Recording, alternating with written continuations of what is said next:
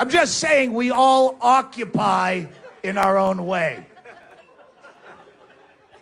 You occupy your fucking filthy Portland hippie selves because you hate the 1%. And you hate the banks because of their predatory lending practices against the people and enslave them in a lifetime of debt. What'd you do about it? You stunk up a park for almost a year. I occupy far more efficiently.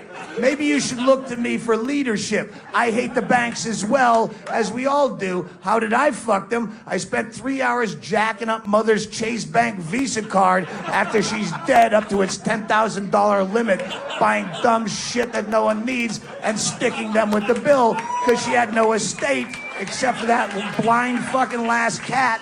If you want to repo that, have at it. That actually caused damage to the bank.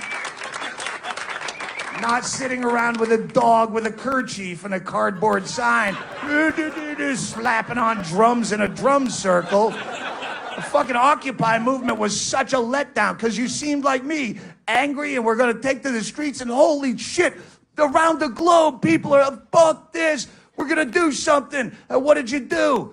You fucked up a park. All you fucked up in a year is some guy's day who wanted to throw a frisbee for his dog, but he couldn't because you're all camped out there. You hate the banks? Don't fuck up the park, fuck up the bank. Who's in charge of this project? Next time, me. We don't really have leadership. You needed some.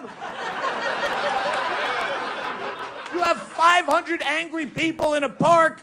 Go break them up into squads of 20. You can fuck up every branch of Bank of America in a 50-mile radius. Go there.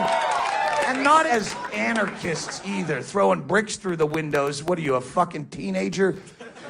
Have some ingenuity. You line up as customers at 8 o'clock in the morning. They only have 2 desks to do actual commerce other than cashing checks and shit. You clog up those 2 desks as bogus customers, sit down, cross your legs, apply for frivolous loans all day long. That's a lot of paperwork for every frivolous... Yes, I need $1 billion for an ant farm. Sharpen some pencils. That's a big stack of paperwork. I'd love some coffee. You comb your dreadlocks over to one side, put on your $3 Salvation Army suit, and you clog up all their time. Or you could deny me the right to apply for the loan, and then I sue the fuck out of you for discrimination, causing even more damage to your bottom line, rather than just sitting out there in a park getting tear gassed by cops. What does that do? What are you accomplishing? I got it on tape. Police abuse. Yeah, police abuse people. That's how it works. You're never going to win. Yeah, well, you're going to fight that, and eventually they'll go, it was justified. I was laying there. I'm paralyzed. I was face down in the park. They tased me. Justified. Yeah.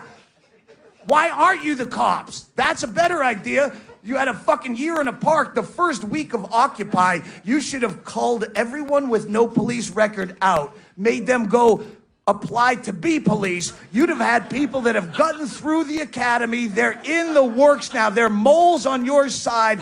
They're sitting in there in a riot helmet with a Bluetooth underneath the Star Wars helmet, calling you in the park, giving you heads ups. Hey, Kevin, you might want to put on a gas mask around 7:45 a.m. You know what I'm saying? Thanks, Shane, but we're already wearing gas masks because we haven't showered in 7.5 months, and Angela's snatch is really starting to reek up the pup pen something ferocious. But keep fighting the good fight. Power to the people. Good Christ. You could have done so much with that. There's a fucking million ways you could have been clever. That's why I love, like, WikiLeaks and Anonymous, because they're actually in there. They're fucking with the system. They're not sitting around chanting, slapping bongos. Bradley Manning didn't get to release all that information by sitting in a drum circle. He had to get inside. That's why you should fucking read up on Scientology, and I'm serious. Scientology is brilliant. If you read this book, Inside Scientology, it's a breakdown of how that evil motherfucker created that religion in a modern time. Every other religion people believe in, you only believe in it because all your ancestry did. This guy had to create this and sell it to adults recently. It's as stupid as any other religion, but how did he do it? How did he create this Leviathan? Read this book, Inside Scientology, and apply those evil tactics to Occupy, and you have a fucking winning recipe.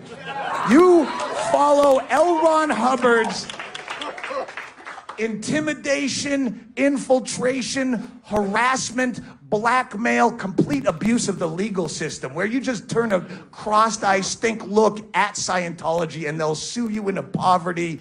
You use that for good. You know what L. Ron Hubbard didn't have in his master plan for world domination? Drum circle. It doesn't do anything. You're just sitting there. No one wants to hear that. It's annoying as shit. You had enough time in a year to learn how to play real instruments. You could have had a whole New Orleans-style jazz swing band that people want to hear. Boom, boom, boom, boom. But instead, what?